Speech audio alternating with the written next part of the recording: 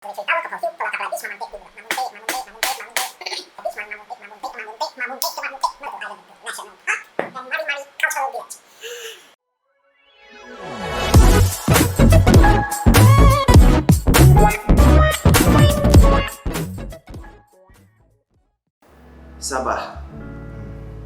one of my dream travel destination, for the past few years. But yeah, right now is, I'm just gonna keep dreaming. That's all I can do. They are also the reigning champion of Mr. C case currently. Okay, not a proud thing to say, but with that situation, right, there's a lot of things all Malaysian can learn from them of what not to do. Then yeah, you'll be safe. Right now, all Sabah's plan for 2020 kind of just went poof, and hope for the best, in 2021. It's kind of like time travel actually. You fast forward a year with your fingers crossed and hope that 2021 will be better, and definitely hope that Mr. C will kind of just go away. And also, with Mr. C, being quite active nowadays, pirates are no longer the first worry everyone had when they think about Sabah. Okay, enough bad news. Sabah is still a beautiful place. I mean, like, really beautiful. It has the highest peak in Malaysia. It depends on which peak you're looking at. Okay, my bad. Sabah should be a dream travel destination for anyone who loves natures and seas, because Sabah is actually filled with these wonderful places. It is also the house for the largest species of flowers in the world.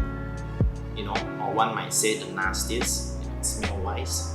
But don't look down on the flower. The photos of said flowers, right, is actually very expensive. Some actually spend fortunes to get a photo of a flower. Well, since Sabah is one of the many places I would love to travel in the future, I did my fair share of digging into what are the wonderful places in Sabah. Again, it's impossible to list them all, so I'm just gonna introduce the place that I like. As mentioned, Mount Kinabalu. It has the highest peak in Malaysia. It is also housed to some of the prettiest beaches and seas like Sipadan and Sempurna. Islands after islands that has tons of things to do in it. It has caves to explore, valley to hike, island to hop, beaches to swim, and seas to dive.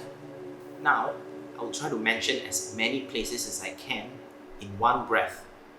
Okay, so here goes nothing.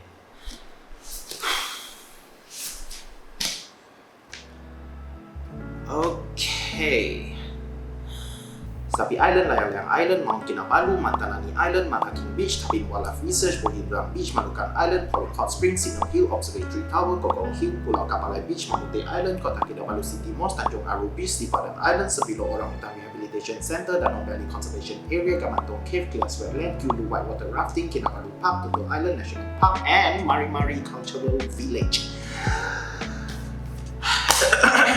That is only 10% of what's beautiful about Sabah.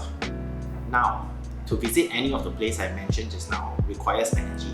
And where does energy come from? The sun. No, I'm kidding. Energy comes from the food, okay? You're not plant. Everywhere you go, there's food that is unique to their own place. Like UFO tart. Obviously, inspired by our very own flying saucer. Nasi kuning, which surprisingly the rice is yellow in color. Sanggara papek, okay, a Tawau version of pisang goreng. The food where you sell and you can make millions of dollars if you start young enough. There's also aplang, fishball crackers, new chap, a mixed beef served with noodles, and also not to forget, the abundance of seafood delicacies. There are a lot more food to try there too.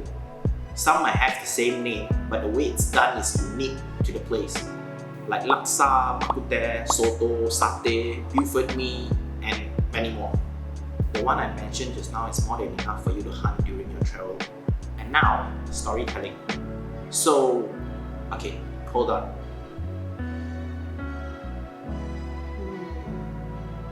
Yeah, I think this is a better color for the story I'm about to tell. So, surprisingly, there's a lot of stories surrounding this Mount Kinabalu and its origin.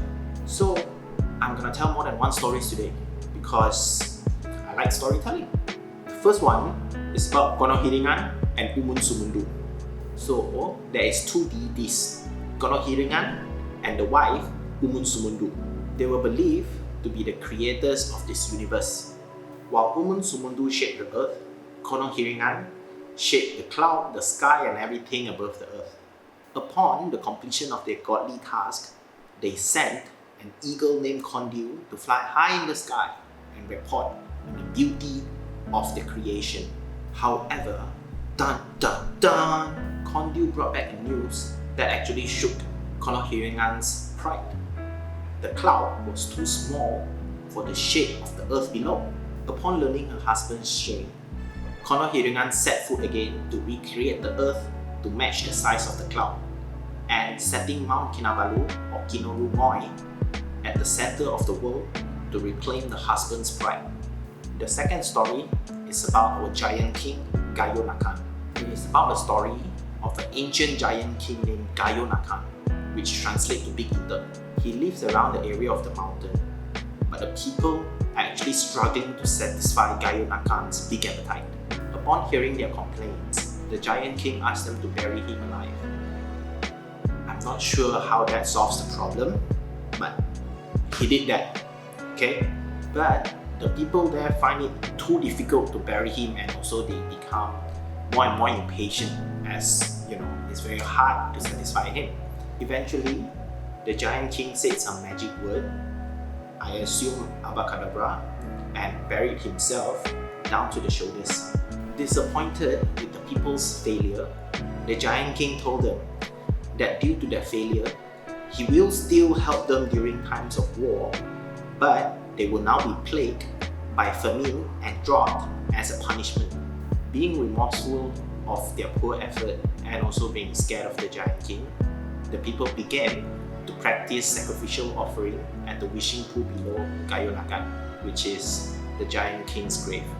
There's a lot more stories to tell, definitely, but that I think I'll keep it for the next video.